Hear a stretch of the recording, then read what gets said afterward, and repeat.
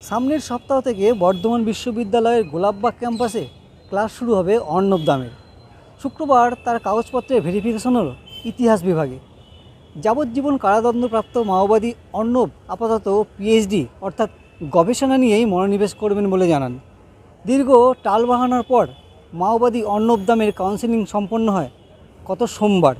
সেদিন বর্ধমান বিশ্ববিদ্যালয়ে কাদম্বিনী গাঙ্গুলি ভবনে কাউন্সেলিংয়ের জন্য নিয়ে আসা হয় অর্ণবকে। সেখানেই তার কাউন্সেলিং হয়। পুরানো অতীত নতুন ভবিষ্যৎ এইভাবে আমরা ঠিক দেখছি না, কারণ আমি প্রথমত তার পুরানো অতীতের সঙ্গে আমার কোনো সম্পর্ক নেই। আমি যবে থেকে তাকে দেখেছি 26শে জুন থেকে, আমি তাকে খুব আগেও বলেছি কুল, কম্পোজড, কনফিডেন্ট একজন স্কলার হিসেবেই দেখেছি, এবং তার সেই আত্মবিশ্বাসের ঘাটতি কিন্তু কোথাও দেখছি না।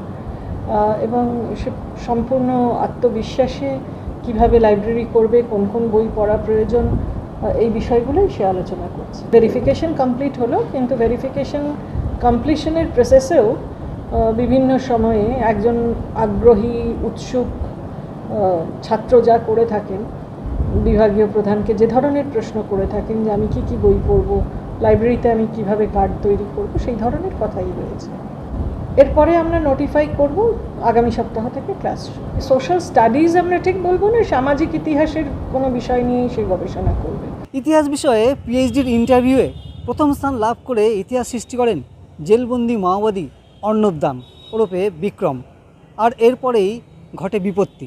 পূর্ব নির্ধারিত সূচি অনুযায়ী মেধা তালিকায় থাকা পরীক্ষার্থীদের জন্য 9 জুলাই কাউন্সেলিংয়ের দিন নির্ধারিত ছিল, কিন্তু 8 জুলাই বর্ধমান বিশ্ববিদ্যালয়ের পক্ষ থেকে বিজ্ঞপ্তি দিয়ে জানিয়ে দেওয়া হয় অনিবার্য কারণবশত কাউন্সেলিংয়ের ডেট বা প্রক্রিয়া স্থগিত করা হয়।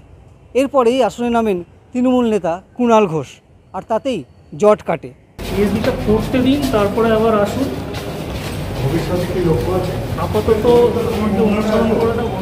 পিএইচডি পড়ার প্রক্রিয়াটা তো সবে শুরু হলো, ইচ্ছাটা তো পূরণ হবে পিএইচডিটা হওয়ার পরে, সব হয়ে যাবে, সব জানতে পারবেন। আপাতত আমাকে পড়াশোনাটা করতে দিন। গত রবিবার দুপুরে অর্ণব দামকে হুগলি জেলা সংশোধনাগার চুচুড়া থেকে কড়া পুলিশি পাহারায় বর্ধমান জেলা কেন্দ্রীয় সংশোধনাগারে আনা হয়।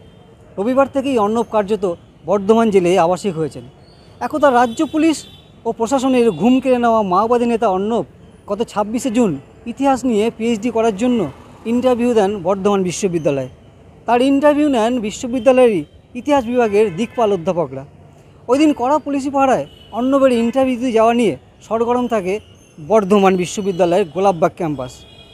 সামনের সপ্তাহ থেকে ক্লাস শুরু হবে পুলিশি পাহারায় অর্ণবের। গোলাপবাগ ক্যাম্পাস এখন তারই অপেক্ষায়। বর্ধমান থেকে ক্যামেরায় গোপালের সাথে মনোতোষ, টিভি 9 বাংলা।